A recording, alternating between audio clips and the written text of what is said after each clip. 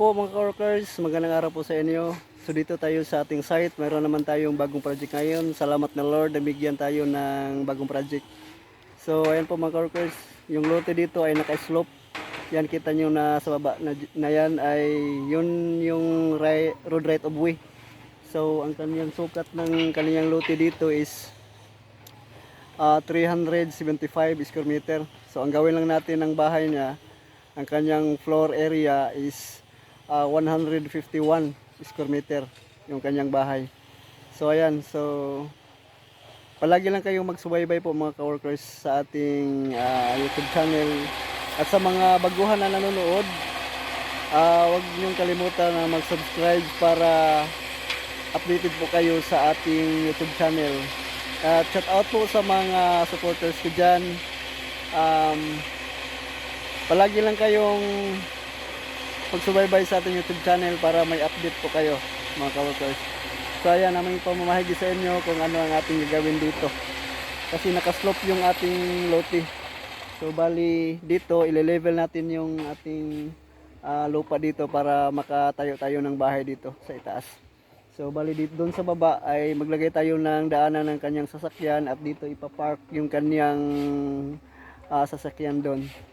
Yan po mga ka-workers. So huwag niyong kalimutan, sa mga baguhan pa lang nagpanonood ng ating YouTube channel, subscribe po and like and share sa ating YouTube channel para may update po kayo. So palagi lang po kayong magsubaybay. God bless po inyo at ingat po kayo mga ka-workers.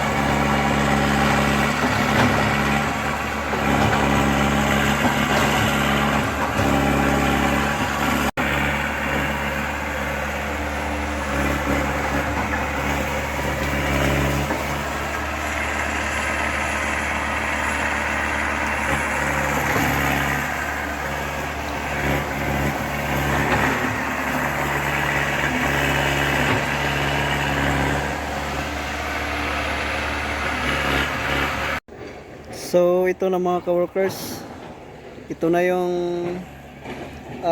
hanggang dito lang yung pagka level ng ating lupa. So mayroong naiwan dito na mga bato. So yan, mga matigas na bato to mga ka-workers. So bali pabi-breaker natin yan para matanggal yung mga bato na yan. Yan kasi maabot dito yung kaniyang boundary sa kaniyang lupa. Yan hanggang doon po mga ka-workers. So maraming bato. Yan.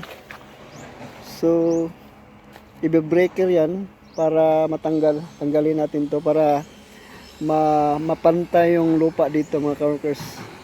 Yan. Kasi dito natin itatayo yung ating gawing bahay dito. Yan. So dito natin na portion ilagay natin yung kanyang bahay. So ayan po mga ka-workers, medyo mataas-taas tong area dito. Yan, pero maganda to tingnan pag matapos na. So maganda ang view dito mga ka-workers. So panoorin nyo lang ano ang kalalabasan ng ating project dito. So ayan po. So taas dito. Yan, so ang maganda lang dito ay malapit lang yung mga equipments dito po mga ka-workers, kasi dyan nakatira sa baba yung may-ari ng equipment. So yan, so dito natin itayo yung ating gawin nating bahay. So ayan po mga ka-workers, yan. So ayan, yung galing dito sa tinatayuan ko ay yung taas ng ang lupa dati, yung original na lupa niya ay maabot sa ng 3 meters.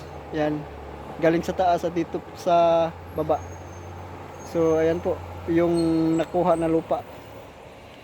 So ayan, so bali doon pa sa ibaba ay kukunin pa yung lupa dyan sa ibaba. Yan, kasi dyan tayo maglagay ng kanyang carport, mga kaworkers. Yan. So, patuloy lang po kayong panonood sa ating project ngayon. So, by episode po tayo, mga kaworkers.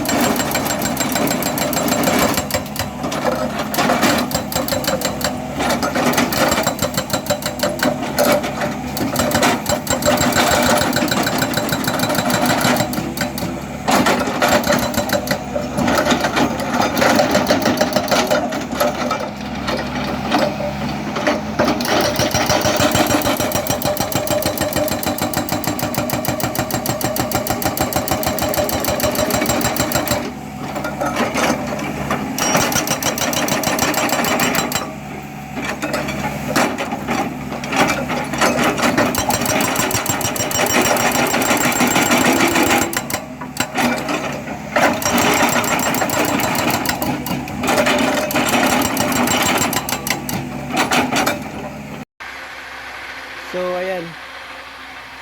So, ingat po kayo, mga ka-workers.